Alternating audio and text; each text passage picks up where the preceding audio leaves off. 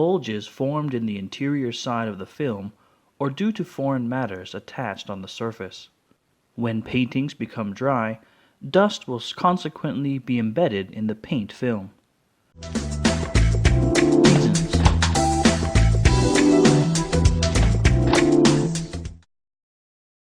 One, polished dusts are detained on surfaces of plates to be sprayed.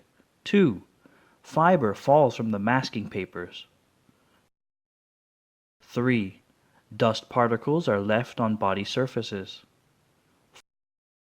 4. Paintings are polluted and mixed with dust during storage.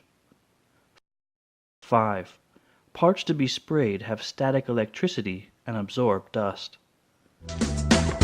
Precautionary measures.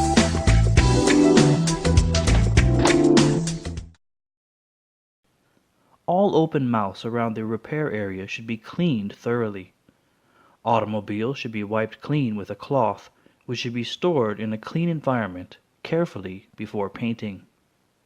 Painting should be filtered when they are poured onto a spray gun. Anti-static work clothes for painting spraying should be worn when spraying. Solution.